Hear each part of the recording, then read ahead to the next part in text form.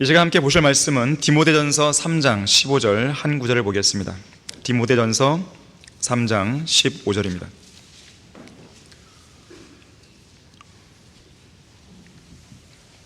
디모데전서 3장 15절 한 구절을 보겠습니다. 그러나 만일 내가 지체하면 내가 하나님의 집에서 어떻게 처신해야 하는가를 알게 하려는 것이라. 이 집은 살아계신 하나님의 교회요 진리의 기둥과 터전이니라. 자, 말씀을 위해 다 같이 기도하겠습니다. 감사하신 아버지 하나님, 오늘 참으로 뜻깊고 의미 있는 기념 예배를 드리게 해주셔서 감사드립니다. 주님께서 역사하시는 이 놀라운 현장에 저희들이 있게 하여 주시고, 또 이 교회에 소속되어서 성경대로 믿는 그리스도인으로서 의미 있고 가치 있는 생을 살 수 있도록 저희들의 생을 복주셔서 감사드립니다. 이 시간 제가 말씀을 증거할 때 제 안에 충만히 거해 주시고, 이 말씀 가운데 효과적으로 역사해 주셔서 성도들의 마음과 생각을 변화시켜 주십시오. 주님께서 원하시는 그 마음으로 바꿔주시고 또 그런 삶으로 바꿔주십시오. 마귀가 어떠한 형태든지 방해하지 못하게 막아주십시오. 주 예수 그리스도 이름으로 기도했습니다. 아멘. 자, 하나님의 교회를 지키라. 하나님의 교회를 지키라는 제목으로 설교하겠습니다. 자, 교회가 무엇입니까? 우선 교회는 건물이 아닙니다. 소위 성전도 아닙니다. 교회 건축한다고 할 때 성전 공사한다고 말하는 사람이 있는데 그보다 더 어리석고 무식한 말도 없는 것이죠. 또한 흔히들 오해하듯이 로마 가톨릭은 교회가 아닙니다. 성경 어디에도 2000년 교회사 어떤 기간에도 그런 식의 교회는 존재하지 않았어요. 그들은 하나님의 교회를 흉내내는 가짜 교회일 뿐이죠. 한편 교회는 헬라어로 에클레시아, 불러냄을 받은 모임이라고 그러죠. 어디에서 하나님께서 불러내신 것인가? 세상으로부터 불러내신 거예요. 악한 현 세상의 신이요 통치자인 마귀, 곧 사탄의 왕국에서 불러내신 겁니다. 흑암의 권세로부터 구해내셨고 어두움에서 불러내신 것이죠. 베드로전서 2장 9절에서는 너희는 선택받은 세대요 왕같은 제사장이며 거룩한 민족이요 독특한 백성이니 이는 너희를 어두움에서 불러내어 그의 놀라운 빛으로 들어가게 하신 분의 덕을 너희로 선포하게 하려는 것이니라 그랬어요. 자, 우리를 불러내신 목적은 이 놀라운 빛으로 들어가게 하신 그 분의 덕을 너희로 선포하게 하는 것이에요. 세상을 변화시키는 게 아니에요. 그것은 불러내는 목적이 아닙니다. 세상 자체를 변화시키기 위한 것이라면 굳이 세상에서 불러낼 필요가 없죠. 그냥 세상 한가운데 계속 머물러 있으면서 세상을 변화시키기 위해 노력하면 되는 거예요. 하지만 그것은 우리를 불러내신 목적이 아닙니다. 오직 세상으로부터 철저하게 분리된 상태에서 하나님의 특별한 보호와 인도하심을 받으며 멸망해가는 이 세상에서 복음과 진리를 전하여 그 진노의 심판에서 단 한 사람이라도 건져내는 것, 그것이 바로 하나님께서 우리를 불러내신 유일한 목적이에요.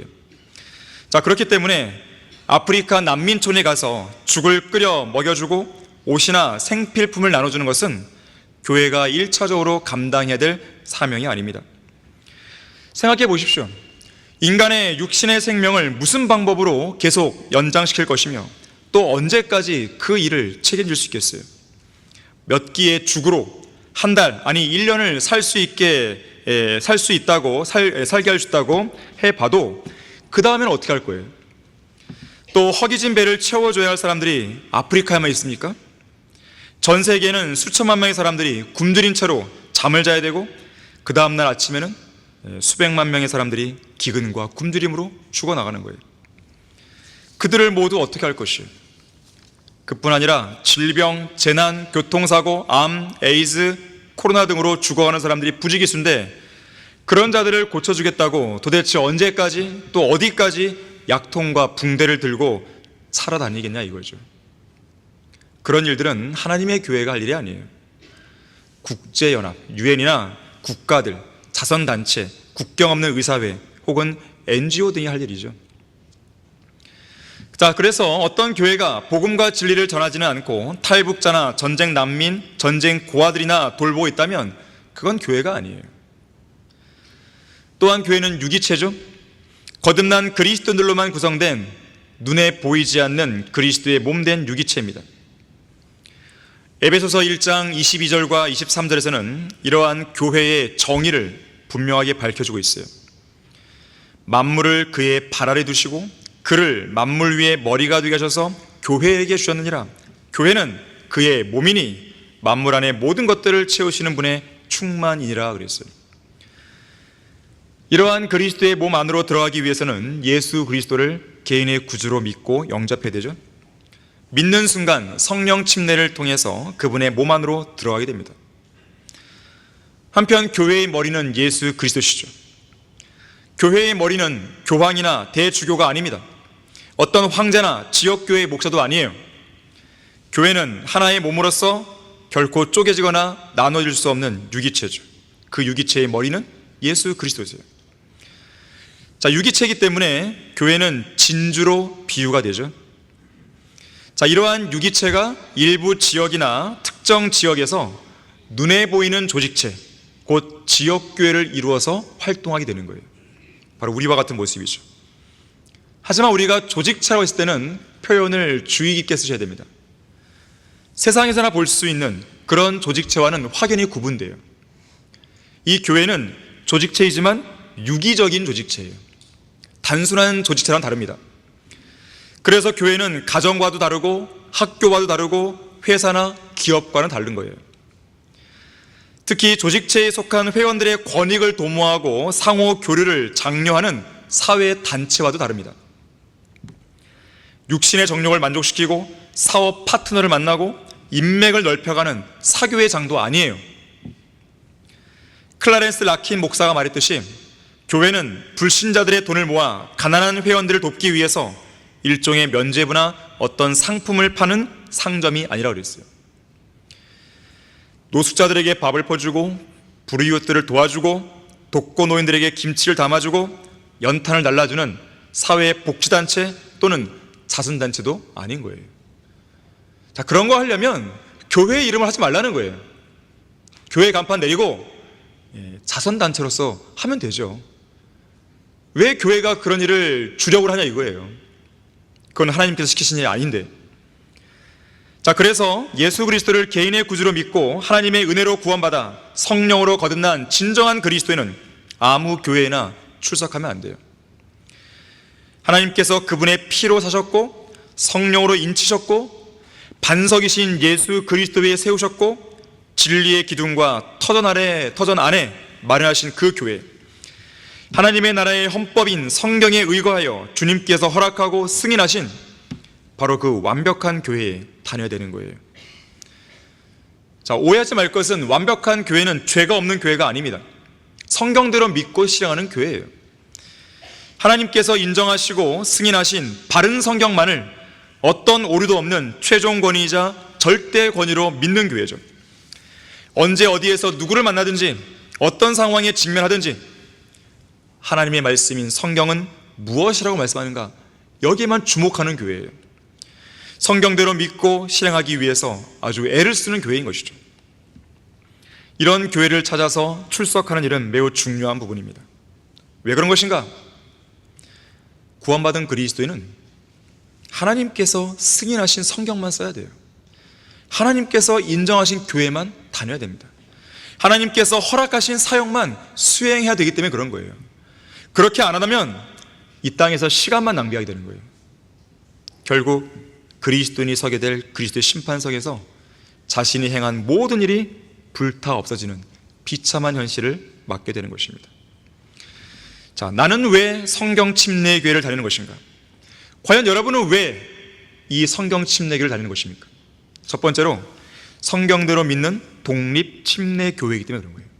침례, 베프티스트, 이 용어는 매우 중요합니다. 왜냐하면 교회 명칭에 침례라는 표시가 없으면 반카톨릭이라고 입증할 수 있는 교리적인 표시가 없어지기 때문에 그래요. 이게 있어야 돼요. 성경적으로나 역사적으로나 성경대로 믿는 교회는 항상 가짜 교회인 로마 카톨릭과 그들의 모든 비성경적인 거짓 교리들을 반대해 왔습니다. 자, 그래서 침례라는 이 명칭은 반카톨릭을 의미하는 확실한 표식이에요. 침례는 기본적으로 구원받은 성도를 예수 그리스도 안에 넣는 것이 아니라 물속에 넣는 의식이죠. 반면에 거듭남은 물이 아니라 성령으로 태어나는 것을 의미하죠. 자, 그리스도인은 예수 그리스도를 개인의 구주로 믿고 영접했을 때 마귀에게 노예로 사로잡혀 있던 혼이 구원받게 됩니다. 해방되는 것이죠. 죄와 사망의 법에서 해방되고 영원한 지옥과 불못으로부터 해방되는 것이죠. 또한 죽어있던 영이 성령으로 다시 태어나게 되는데 그 결과 성령 하나님을 통해서 예수 그리스도의 몸 안으로 들어가는 침례를 받게 되는 거예요. 이것이 바로 성령 침례고 영적 침례죠. 자, 이렇게 성령으로 침례받은 성도는 하나님을 향한 선한 양심의 응답으로 물 침례를 받게 됩니다. 물은 예수 그리스도의 부활하심으로 인하여 이제 우리를 구원하는 모형이니 곧 침례라. 이것은 육체의 더러움을 제거하는 것이 아니라 하나님을 향한 선한 양심의 응답이라 그랬어요. 하나님과 교회의 성도들 앞에서 예수 그리스도를 믿고 구원받았다는 공개적인 시인과 증거의 표시와 주님을 향한 선한 양심의 응답으로 아버지와 아들과 성령의 이름, 곧 주의 이름으로 물속에 잠겼다가 올라오는 것이죠. 이러한 성경적 실천이 바울과 실라, 디모데 등을 거쳐서 지난 2000년간의 교회 역사에 등장했던 성경대로 믿는 침례 교인들, 즉 노바티안, 도나티스트, 폴리시안, 왈덴시안, 재침례 교류들을 지나서 오늘날 마지막 이 배교한 교회 시대를 살아가는 우리 성경대로 믿는 사람들인 이 바이블 빌리버스에게까지 이어져 오고 있는 거예요. 이러한 그룹들, 침례 교도들이 다른 그룹들과 뚜렷하게 구별되는 특징이 있어요. 우선 교회가 거듭난 사람들로만 구성되어 있습니다. 순수한 약물이에요. 어중이 떠중이 개, 돼지, 늑대, 하이에나 등 구원받지도 않은 교인들까지 한데 모여있는 동물원이 아닙니다. 두 번째, 각 지역교회의 자치와 독립을 인정하는 거예요. 교회 운영에 있어서 교회들 간에 감나라 배나라 하면서 서로 간섭하거나 개입하지 않습니다. 성경적인 신약 지역 교회는 어느 누구도 간섭도 받지 않는 것이죠. 구원받은 회중의 의사를 집약시켜서 자치적이고 독자적으로 운영됩니다. 오직 성경만이 모든 것을 규제할 수 있어요. 교회는 예수 그리스도의 몸이고 그리스도께서는 교회의 머리시기 때문에 국가라든지 교단이라든지 노회라든지 총회라든지 그 어떤 기구도 교회에 간섭하거나 교회 위에 권위를 행사할 수 없습니다. 세 번째, 어떤 종류의 유아 세례나 세례도 인정하지 않습니다. 구원이 무엇인지도 모르는 아기들에게 유아 세례를 주라고 성경 어디에 쓰여 있나요? 없어요. 아기들은 아무리 죄인으로 태어난다 하더라도 죄가 뭔지 모르기 때문에 하나님의 자비 속에서 그냥 구원받는 거예요. 죽어도 하늘나라 가는 것입니다.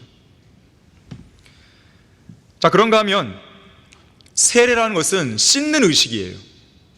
뭘 씻는 거예요? 물로 죄를 씻는다는 거예요. 그것도 모르고 그냥 물 뿌려주고 있는 것이거든요. 이것이 카톨릭에서 나온 거예요. 물로 죄를 씻을 수 있다고 믿고 가르치는 카톨릭에서 나온 아주 사악하고 저주받은 잘못된 번역이에요. 근데 그 번역을 쓰고 있는 것이죠, 이 나라 기독교계는. 자, 물로는 죄를 씻을 수 없어요. 예수 그리스도의 피만이 가능하죠. 자, 네 번째, 믿는 성도들의 구원의 영원한 보장을 믿습니다. 내가 확신하노니 사망이나 생명이나 천사들이나 정사들이나 권세들이나 현재의 일들이나 다가올 일들이나 높음이나 깊음이나 어떤 다른 피조물이라도 우리를 그리스도 예수 우리 주 안에 있는 하나님의 사랑에서 떼어놓을 수 없으리라 그랬어요. 보장되어 있는 거예요. 마지막 다섯째는 만인 제상을 믿습니다. 로마 카톨릭처럼 교황, 추기경, 사제, 신부 등의 어떤 특정 부류의 성직자 계급을 두어서 성도들을 육신적인 권위로 지배하거나 간섭하는 것은 옳지 못해요. 그래서 우리는 성직자와 평신도의 구분을 안 둡니다. 여러분은 그런 말 쓰지 마세요. 평신도 이런 용어 쓰지 마세요. 우리 모두가 각자 예수 그리스도의 피를 의지해서 하나님의 보좌로 직접 나아가 영과 진리로 경배드리고 영적인 제물들을 드리는 거룩한 제사장들이에요. 여러분 각자 그렇게 하는 거예요 지금요. 자, 나는 왜 성경 침례교를 다니는 것인가? 두 번째로 하나님의 말씀인 성경만을 최종 권위로 드높이기 때문에 그렇습니다. 하나님의 말씀을 최종 권위로 삼는 교회는 성경과 다르게 말하는 그런 학자들의 주장을 철저히 배격합니다. 빌리 썬데이가 이렇게 말했어요. 성경이 말하는 것과 학자들이 말하는 것이 다르면 그 학자들은 마귀와 한편이다. 존 위클리프가 말합니다. 성경 말씀에 일치하는 것은 그것이 무엇이든지 간에 옳으며 성경 말씀에 반대되는 것은 그것이 무엇이든지 간에 거짓되다 그랬어요. 이러한 믿음을 이 교회가 표방하고 있기 때문에 저는 이 교회를 다니는 것이에요. 자, 우리 교회는 1992년 4월 12일에 창립된 이래로 오늘까지 지난 31년 동안 그 어떤 것도 성경의 권위보다 높인 적이 없어요. 성경이 최우선이었어요. 내가 주의 거룩한 전을 향하여 경배하고 주의 자애하심과 주의 진리를 위하여 주의 이름을 찬양하리니 이는 주께서 주의 말씀을 주의 모든 이름 위에 크게 하셨습니다 그랬어요. 시편 138편 2절이죠. 자, 하나님께서 주의 말씀을 주의 모든 이름 위에 크게 높이셨기 때문에 우리 역시나 절대 권위로 주어진 하나님의 말씀, 이 성경만을 최종 권위로 드높여야 되는 거예요.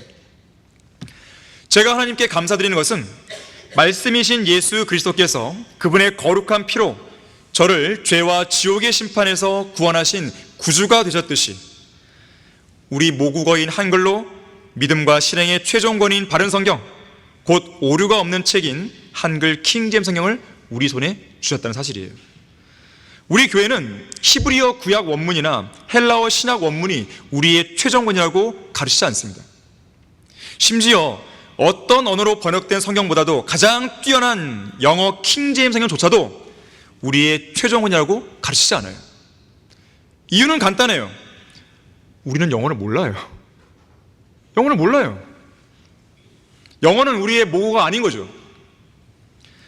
하나님의 모든 말씀들이 한글로 바르게 보존되어 있는 그 성경이 우리 손에 들려있다는 사실이 얼마나 감사한지 모르는 것이죠. 우리 킹제임스 성경 신학교 학생들은 학교를 졸업할 때마다 각자 자신의 최종 권위인 한글 킹제임스를 가지고 졸업하는 거예요. 우리 교회에서 파송한 목회자들도 자신의 최종 권위인 한글 킹제임스를 가지고 이 교회를 떠나게 됩니다. 그래서 그들이 파송된 지역 교회에서 무슨 일을 하든지 우리 교회에 이러쿵저러쿵 보고할 필요는 없는 것이죠. 왜 그럴까요? 이미 그들의 손에는 최종 권위가 있기 때문에 그런 거예요. 최종 권위인 성경 말씀대로 교회를 운영했다면 아무런 문제가 없는 거죠. 여러분은 담임 목사인 저의 권위를 높이면 안 됩니다. 저의 눈치를 볼 필요도 없어요. 저의 눈치를 본다는 것은 저의 권위를 높였다는 뜻이에요. 그건 죄를 짓는 것입니다.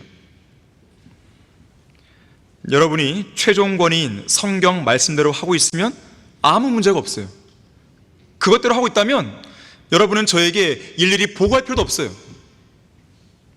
하지만 성경대로 하지 않고 있다면 그 성경 말씀으로 책망받아 마땅한 것이죠. 저는 종종 성경에서 가르친 대로 하지 않고 자기 기준과 자기 생각대로 자기 눈에 옳게 보이는 대로 제멋대로 사는 그런 성도를 볼 때마다 마음이 아픕니다. 또한 그렇게 하면서도 마치 자기가 성경대로 믿는 그리스도인인 것처럼 행세하는 성도를 볼 때마다 화가 나요. 그런 사람은 스스로 이름표를 떼야 돼요. 나는 왜 성경 침례교를 다니는가? 세 번째, 지옥을 설교하는 가운데 예수 그리스도의 복음을 전하는 구령의 열정을 가진 교회이기 때문에 그렇습니다. 이 나라에는 설교 강단에서 지옥에 대해 설교하지 않는 교회들이 부지기수예요. 정상적인 그리스도인이라면 지옥의 존재를 부인하지 않습니다. 자, 왜 우리가 예수 그리스도를 믿고 구원받은 거예요? 죽음이 두렵기 때문에 그런 것이죠. 죄에 대한 심판이 두렵기 때문에 그런 것이죠. 지옥에 가는 게 무섭기 때문에 그런 것이죠. 큰 백보자 심판을 우리의 힘과 능력으로 우리가 행한 의로운 행위로 무사히 통과할 수 있을 거라고 장담할 수 없기 때문에 그런 것이죠. 불꽃 같은 눈동자로 바라보시는 하나님의 공의로운 심판을 우리가 견딜 수 없기 때문에 그런 것이죠. 그날이 오면 우리가 숨어서 은밀하게 행한 죄들까지도 모든 피조물이 다 보는 앞에서 다 드러날 것인데, 그 부끄럽고 수치스럽고 참담한 상황을 도저히 견딜 수 없기 때문에 우리가 예수 믿고 구원받은 거 아니겠습니까? 영원한 불못에 던져지는 게 두렵고 영원한 불못에서 영원히 살아내는 것이 너무나 고통스럽기에 그걸 믿기에 예수 그리스도를 구주로 믿고 구원받는 거 아니겠습니까? 한 번은 무신론자이자 도박꾼이었던 어떤 사람이 죽었을 때 그의 비문에는 이런 말이 새겨졌다고 그래요. 여기에 한 도박꾼이 누워있다. 정말로 죽음이 인간의 혼을 죽이는지 불못으로 보내는지 어떤지 오랫동안 의심했지만 그의 의심은 여기서 끝났고 드디어 그는 확신했다. 그러나 주사위는 이미 던져진 이후였다. 왜냐하면 그의 혼은 지금 지옥에 가 있기 때문이다.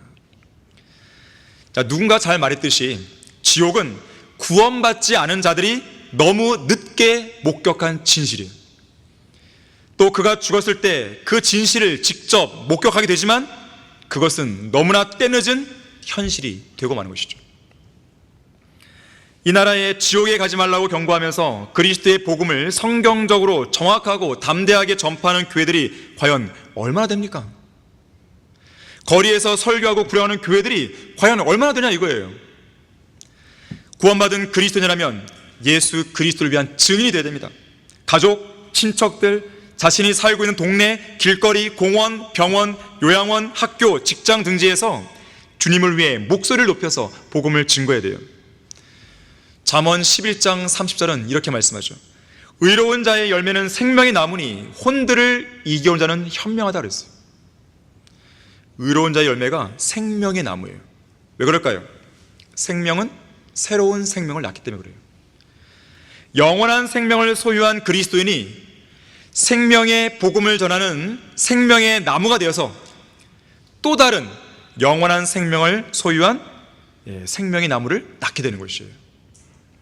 그래서 우리는 내일 지구가 멸망해도 오늘 하루 한 그루의 생명나무를 심을 수 있도록 노력해야 돼요. 우리에게는 매일매일이 생명의 나무를 심는 식목일이 되어야 되는 거예요. 한편 그렇게 구령의 열매를 맺은 성도에게는 저 영원에서 반드시 보상이 주어지죠. 러크만 목사님은 구령자의 영광과 보상에 대해서 이렇게 말했습니다. 구령자는 세상에서 가장 수지 맞는 일에 종사하는 사람이다. 구령을 하게 되면 현재뿐만 아니라 저 영원에서 세상에 있는 그 어떤 직업보다도 더 많은 배당금을 받게 된다. 왜 그럴까요? 자랑의 멸류관이 나오잖아요. 자랑의 멸류관. 또 금, 은, 보석이 쌓일 때 바로 은이 쌓이잖아요. 은. 또 보석이 쌓이잖아요. 언젠가 분명히 주님을 위해서 신실하게 복음을 전했어야 하는데 하지 않았던 그 사실에 대해서 반드시 땅을 치고 후회할 날이 올 것이에요. 언젠가 백보자 심판날이 되어서 여러분이 알고 지냈던 그 사람들이 하나님 앞에 서 있다가 불못으로 던져지는 그것을 볼 그날이 올 것이에요. 나는 왜 성경 침략을 다니는 것인가? 네 번째, 세상과 타협하지 않고 세상으로부터 성별하는 교회이기 때문에 그래요. 우리는 성경을 거부하는 세상이나 비성경적인 것들과 절대 타협하지 않습니다. 죄로부터 분리하는 도덕적 성별뿐만 아니라 교리적인 성별, 그리고 세상을 위한 사역 아닌 사역은 절대로 하지 않아요. 비성경적인 교리와 비진리를 가르치고 실행하는 세상 교회들과 어떤 연합도 하지 않습니다.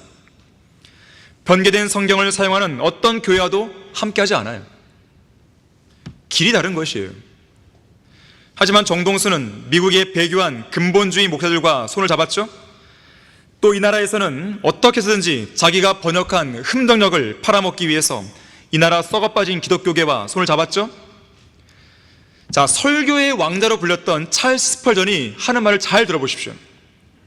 스펄전은 당대의 영국 침례교 연합이 현대주의, 자유주의 사상의 영향으로 변질되고 성경의 영감에 대해 잘못된 믿음을 견지했을 때 스펄전은 이 연합, 침례교 연합부터 내가 탈퇴하겠습니다 라고 하면서 이렇게 선언합니다.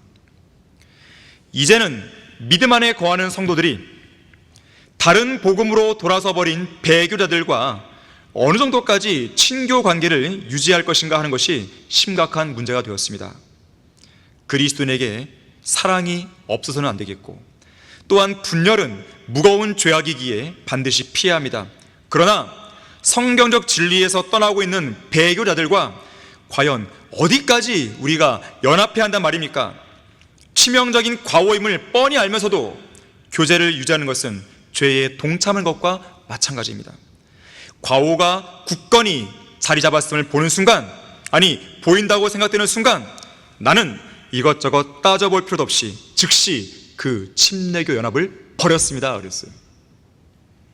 우리 교회의 모습이죠. 그래서 세상 교회들이 우리를 싫어하는 거예요. 이제 형제들아, 내가 너희에게 권고하노니 너희가 배운 교리에 역행하여 분열을 일으키고 공박한 자들을 주의하고 그들에게서 떠나라 그랬어요. 떠나야죠. 돌아서야죠. 빠져나와야죠. 그리스도인의 진정한 연합과 사랑은 진리 안에서만 가능한 거예요. 우리는 무조건 사랑하는 게 아닙니다. 당연히 우리의 가슴은 따뜻해야 돼요. 뜨거워야 됩니다. 반대로 머리는 차가워야 돼요. 성경적으로 올바른 분별력을 냉철하게 가지고 있어야 되는 것이에요. 비성경적인 교리 앞에서 침묵하는 것은 정직한 행보가 아니에요. 교회의 순수성, 교리적인 순수성, 이것을 지키기 위해서라면 반드시 성별하고 투쟁하고 싸워야 되는 것이에요. 교리뿐만이 아닙니다. 세상 죄로부터 성별하셔야 돼요. 하나님을 두려워함으로 거룩함을 온전히 이루어 육과 영의 모든 더러움에서 우리 자신을 깨끗하게 하자. 고린도후서 7장 1절 말씀이에요. 육과 영의 모든 더러움으로부터 깨끗하게 해야 돼요. 외적인 성별은 말할 것도 없고 내적인 성별도 이루라는 뜻입니다. 육의 더러움이 뭐예요? 우리가 흔히 알고 있는 모든 형태의 죄를 말합니다. 여러 가지가 있겠지만 특히 성적으로 타락하지 않아야 돼요. 간음, 음행, 더러운 것, 음욕을 피해야 됩니다. 술도 마시지 않고 담배도 피우지 말아야 되죠. 어떤 목사에게요, 한 술 주정뱅이가 항변하면서 이렇게 말했어요. 술도 하나님의 피조물 아닙니까? 그래서는 하나님의 좋은 피조물인 술을 마시고 즐기는 겁니다. 그러자 이 목사가 이렇게 말해요. 저는 방울뱀, 보아구렁이, 악어도 하나님이 만드신 좋은 피조물이라고 생각합니다. 그렇다면 당신은 이렇게 좋은 피조물도 대여섯 마리씩 통째로 삼키시죠. 이 19세기 스코틀랜드 출신의 토마스 구트리 목사는 술에 대해 말했습니다. 어떤 의미에서 보면 술은 분명 하나님의 피조물입니다. 한편 황산구리, 청산가리 등의 독극물도 하나님의 피조물입니다. 하지만 사람들은 그런 독극물을 단숨에 들이키지 않을 뿐 아니라 하나님의 피조물이라 부르지도 않습니다. 그런데 나는 술과 담배를 안 하니까 거룩한 사람이네요? 과연 그럴까요? 정말 영과 진리로 제대로 경배드리고 있습니까? 매일매일 하나님과 교제하고 있습니까? 복음을 전하고 있습니까? 주님께서 명령하신 일에 모두 다 순종하고 있습니까? 자, 그런 걸 안 하고 있다면 역시 뭐예요? 더러운 죄인일 뿐이에요. 지금 더러운 상태에 있는 거예요. 예수 그리스도의 보혈로 씻어내야 되는 것이죠. 겉으로만 치장된 그런 거룩함이 아닌 거룩함으로 스스로를 옹호하거나 자기 변명하고 그 뒤로 숨어버리면 안 되는 것이죠. 정말 내적인 영의 더러움도 피했냐 이거예요. 나는 왜 성경 침례교를 다니는 것인가? 다섯 번째로, 돈에 대해 설교하지 않기 때문에 그렇습니다. 우리 교회는 어떤 형태로든지 헌금을 강요하지 않습니다. 무슨 주보 같은 데다가 지난 주일에 헌금 낸 사람들의 명단을 기재하지 않죠? 예배 때 헌금 낸 사람들의 이름을 발표하지도 않습니다. 헌금을 독려하기 위해 그래프를 만들지도 않습니다. 헌금 봉투도 한 종류일 뿐이죠. 무슨 각종 명목의 여러 종류의 헌금 봉투가 있는 것도 아닙니다. 하나님을 위한다는 명목으로 작정 헌금을 걷지도 않죠. 지금 우리가 앉아있는 이 교회 건물을 짓는데 170억 원 상당의 비용이 들었지만 우리는 성도들로부터 건축 헌금을 걷지 않은 유일한 교회로서의 간증을 남긴 것이에요.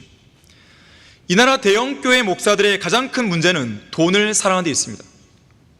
그들의 탐욕은 막장으로 치닫고 있어요. 그들에게는 그들의 교인들이 약물이가 아니에요. 거래의 대상이에요. 돈을 벌어주는 상품에 불과합니다. 이런 목사들은 하나님이 세우신 목사가 아니라 사꾼들이죠. 돈에 미쳐 있는 거예요. 이 나라 웬만한 중대형 교회들에서는 장로, 집사, 권사 등의 직분을 매매하는 행위가 오래전부터 공공연하게 행해져 왔죠. 김사환 목사의 명성교회는요, 권사나 안수 집사가 되기 위해서는 최소 300만 원을 내야 돼요. 장로가 되기 위해서는 최소 3천만 원 이상을 감사헌금으로 내야 됩니다. 좋게 말해서 감사헌금이죠. 강매요, 강매. 예정된 헌금 액수를 다 채우지 못하면요, 너는 외상으로 된 임직원이야, 이렇게 말하는 거예요. 외상으로 된 장로. 그래서 그런 취급을 안 당하려면 빨리 나머지 금액을 입금해야 됩니다. 다 입금했으면 안수 관련 담당 목사에게 입금증을 제출해서 확인까지 받아야 돼요. 사랑의 교회는 어느 임직 예배에서 한 신임 장로가 임직자 362명을 대표해서 총 5억 7,540만 원의 임직 헌금을 오정현 목사에게 직접 전달했어요. 저도 그 장면을 영상에서 봤어요. 돈에 환장한 목사들이 아니고서야 가장 거룩해야 할 교회 안에서 어떻게 직분을 사고 파는 가증한 짓들을 버젓이 자행할 수 있냐 이거예요. 양심의 거리낌도 없이. 이들은 사도행전 8장에서 하나님의 선물을 돈으로 사려 했다가 돈과 함께 멸망 직전까지 갔던 마술사 시몬 같은 자들이죠. 나는 왜 성경 침례를 다니는 것인가? 여섯 번째로, 성경을 올바르게 해석하고 가르치기 때문에 그렇습니다.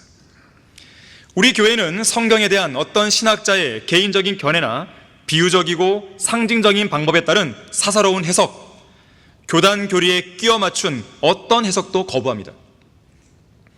우리는 문자적으로 성경을 해석하고 있는 그대로 믿고 받아들이는 사람들이에요. 비유적이고 상징적으로 성경을 해석하면 사람마다, 교회마다, 교단마다 성경 해석이 달라지죠. 그런 식의 해석은 올바른 해석이 아니죠. 어떻게 같은 구절을 놓고 해석이 다를 수 있냐 이거예요. 그건 제대로 된 해석이 아니죠. 그래서 문자적인 해석을 해야 되는 것이에요. 한편 성경은 오직 성령님만이 해석할 수 있죠. 요한복음 16장 13절에서는 진리의 영이신 그분이 오시면 너희를 모든 진리로 인도할 거라고 그랬어요. 다른 종교 지도자나 학자 등 사람에게서 나온 해석을 믿으면 안 돼요. 유명한 신학자들 뒤에 서면 안 되겠죠. 성령님이 성경의 저자이기 때문에 성령님의 해석만을 따라야 되는 거예요. 자, 문자적으로 해석한다는 것은 성경에 쓰여 있는 언어 그대로의 의미로 이해하라는 거예요. 이게 뭐 어렵나요? 자, 왜 문자적으로 해석하냐면 하나님께서 우리와 소통하는 방식이 뭐예요? 언어 아니에요, 언어. 언어로 소통할 때에 이걸 모호하게 만들고 비유적으로 만들어버리고 또 그 안에 이면적인 의미로 깔아버리게 되면 이 언어를 우리가 읽을 때에 어떻게 하나님의 뜻을 이해할 수 있겠어요? 대화가 안 되는 거죠.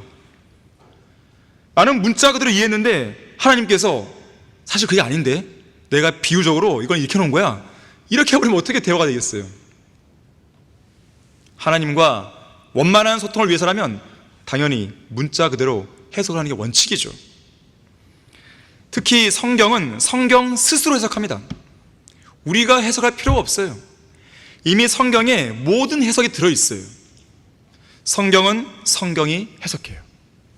그래서 우리가 성경을 공부한다는 것은요, 이미 성경 안에 주어진 그 해석을 발견하는 거예요. 아, 이 성경 구절에 대한 해석이 바로 다음 구절에 있을 수 있고 아니면 다른 장에 있을 수 있는 것이죠. 또한 성경을 가르칠 때 올바르게 나누어 가르쳐야 되는 것이죠. 왜 그런 것인가? 성경이 친히 나누고 있기 때문에 그런 거예요. 시대와 대상을. 마치 매 본문마다 칸막이로 구분되어 있는 것처럼 시대와 대상을 나누고 있는 것이죠. 진리의 말씀을 올바로 나누어 자신이 하나님 앞에 부끄럽지 않은 일꾼으로 인정받도록 공부를 했단 말이에요. 공부해야죠, 그렇게. 성경의 기록자께서 나누신 그 원칙들을 무시한 채 성경을 공부하면 많은 성경 구절이 모순투성이처럼 보입니다. 그러면 결국 억지로 자의적으로 끼워 맞춰 해석하거나 잘못 믿거나 아예 성경을 믿지 않게 되는 것이죠. 자, 그래서 성경을 나누되 올바로 나누어 하라는 것은 이미 성경이 친히 나누어 놓은 원칙들을 있는 그대로 발견하고 수용하라는 거예요. 그냥 다 나눠져 있어요. 그냥 억지로 나눌 필요도 없어요. 이미 나눠진 원칙을 그냥 발견하고 수용하면 되는 것이죠. 자, 이렇게 문자적으로 해석하고 올바르게 나누어 가르치는 교회에 우리가 다니고 있는 거예요. 자, 우리 교회만큼 성경을 잘 공부할 수 있는 환경도 없습니다. 바른 성경이 있죠. 또 성경을 성경적으로 가르칠 수 있는 7명의 훌륭한 강사들이 있죠. 240권 이상의 진리의 서적들과 50여 권의 솔로몬 성경 공부 교재가 있죠. 신학교가 있죠. 연수원이 있죠. 이제는 또 뭐가 있어요? 4월 10일 날 우리가 개국하게 되는 인터넷 방송사역이 있는 거예요. 이렇게 했어도 이 나라 기독교계가 깨우침을 받지 못한다면 정말로 희망이 없는 거예요. 정말로. 더 이상 뭘 더 해줘야겠어요? 더 이상 뭘 더해서 어떻게 더 그런 기반을 마련해서 그들에게 목소리를 높이냐 이거예요. 이제 할 걸 다 한 거예요. 이제. 나는 왜 성경 침략을 다닌 것인가? 마지막 7번째로 예수 그리스도의 재림을 간절히 사모하는 교회이기 때문에 그렇습니다. 예수님의 재림은 뜬구름 잡는 이야기가 아니에요. 실제적인 진리입니다. 이제 곧 우리가 실제로 직면할 현실이에요. 저는 빨리 그날이 왔으면 좋겠어요. 저는 세상에 대해서 어떤 미련도 없어요. 어떤 아쉬움도 없습니다. 하루도 빨리 그날이 왔으면 좋겠어요. 설령 저의 신앙생활이 엉망이라 할지라도 그날은 빨리 와야 되는 거예요. 자, 우리는 저 셋째 하늘에 무엇이 있고 또 우리를 위하여 예비된 영원한 생명과 위대한 영광과 죽지도 썩지도 않는 영원한 몸, 그리스도의 심판서에서 받을 상급과 면류관, 천년 왕국에서 다스릴 유럽 다 알고 있잖아요.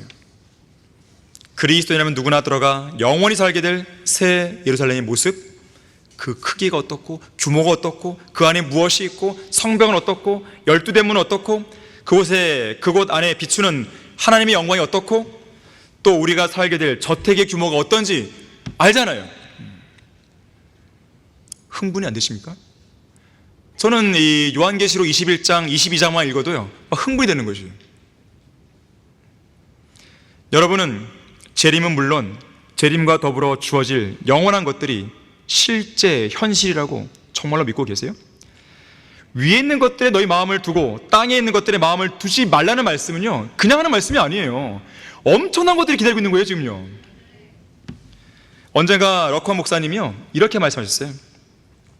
나는 설교 초청을 받아서 미국 전역을 두루 다니면서 깨달은 것이 하나 있는데 대부분의 성도들이 하늘나라를 실제적인 장소로 간절한 마음으로 소망하지 않고 있다는 사실이다. 죽을 때가 가까워질수록 이 세상이 우리에게 주는 의미는 더 적어지고 하늘나라가 보다 더 실제적인 장소로 마음에 와 닿아야 본향으로 떠나기가 쉬운 법이다. 내가 지금 무엇을 간절히 원하는지 아는가? 나는 하나님 한 분만을 뵙기를 원한다. 나는 동일한 믿음을 가진 성도들과 함께 우리는 하나님을 원한다고 소리를 치고 싶다. 소망이 없는 것 같은 상황에 처하거든 위를 쳐다보라. 슬픔과 자기 연민 속에서 뒹굴지 말라. 하늘나라가 우리의 본향임을 기뻐하면서 죄인들이 그곳으로 갈 수 있도록 또한 성도들이 하늘나라를 바라볼 수 있도록 그들을 도와주라 그랬어요. 결론을 맺겠습니다.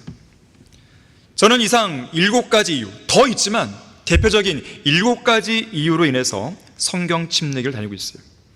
여러분은 어떠십니까? 여러분은 왜 이 교회를 다니고 있냐 이거예요.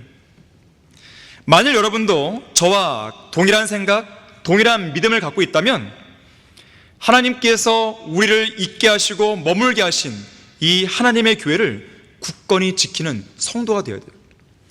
어떻게 지킵니까? 각자가 진리의 말씀으로 온전히 무장해서 지켜야 돼요. 눈물의 기도로 지켜야 됩니다. 교회 안에 문제가 생겼을 때는요 교회를 비난하고 비판하고 그렇게 할 생각을 하기보다도 눈물로 무릎 꿇어야 되는 것이죠.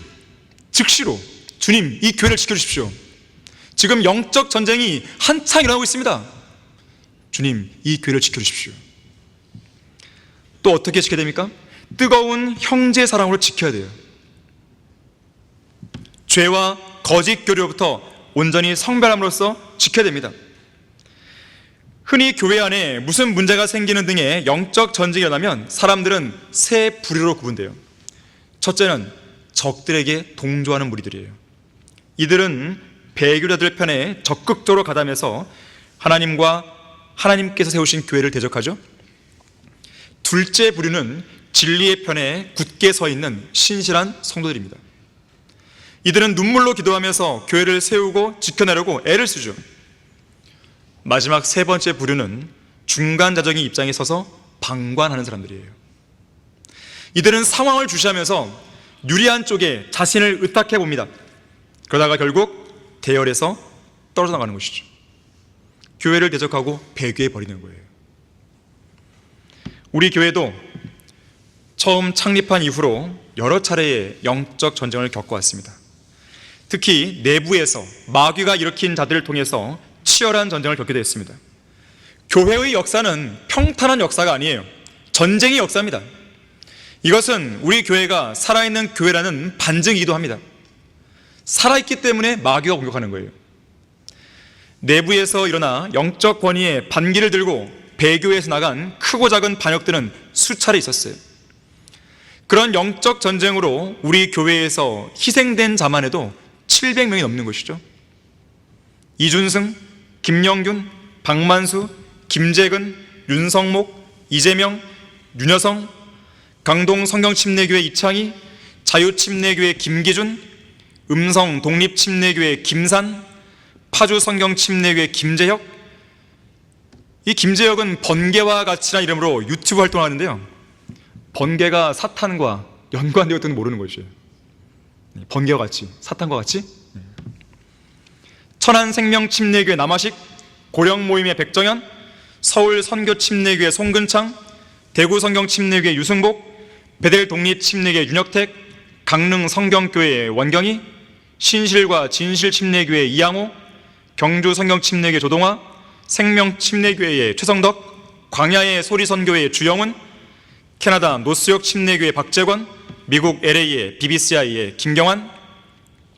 양심이 화인 맞은 거짓말쟁이들이 성경대로 믿는 사람들과는 전혀 무관한 배교자들입니다. 제가 한 몇 차례 얘기했어요. 그런데도 여전히 이런 자들이 성경대로 믿는 사람들인 양 속고 있는 사람들이 있는 거예요. 답답할 노릇입니다. 도대체 설교에서 뭘 들은 거죠? 제가 벌써 네 번째 오늘 얘기하는 거예요. 네 번째. 이들의 거짓말에 속으면 안 돼요. 이들 역시나 한글 킹제임스 쓴다고 하는 사람들이에요. 하지만 이들은 쓸 자격이 없어요. 당장 그만둬야 돼요. 이들은 양심이 없게도 성경 침례교라는 이름을 쓰는 사람도 있어요. 우리가 이들에게요, 내용지명을 보냈어요. 쓰지 말라고. 양심이 없는 사람들입니다. 성경은 이런 자들에 대해서 이렇게 경고합니다. 그들이 우리에게서 나갔으나 우리에게 속하지 아니하였나니 만일 그들이 우리에게 속하였더라면 분명히 우리와 계속 함께 하였을 것이나 그들이 나감으로 그들 모두가 우리에게 속하지 아니함을 나타내었다 그랬어요. 더 이상 무슨 증거가 필요해요? 요한일서 2장 19절이에요. 자, 지역교회를 무너뜨리기 위한 마귀의 계략은 항상 상존하고 있다는 것을 기억해야 됩니다. 깨어 기도하지 않으면 당하게 되어 있어요. 속는 자만 반드시 손해를 보게 된다는 것을 잊지 말아야 됩니다. 자, 이렇듯 우리 교회는 지난 31년 동안 여러 차례의 영적 전쟁들을 경험하면서도 하나님의 교회를 지켜왔어요. 누가 지켜준 거예요? 하나님이 지켜주신 것이에요. 앞으로도 주님이 우리를 지켜주신 것이죠. 우리도 역시나 주님의 능력 안에서 지켜가야 되는 것이죠. 자, 이러한 싸움은 계속 밀려오는 파도처럼 지속될 것이에요. 하나님의 교회를 대적하는 사람은 말할 것도 없이 하나님의 심판을 피할 수 없겠지만, 교회를 지키지 못한 게으르고 겁 많고 분별력이 없는 그러한 성도들도 그리스도의 심판서 앞에서 부끄러움을 면치 못하는 것이에요. 현재 각자를 부르신 그 섬김의 자리에서, 이 교회 안에 소속된 그 자리에서 마귀의 공격이나 죄의 유혹에 흔들리면 안 됩니다.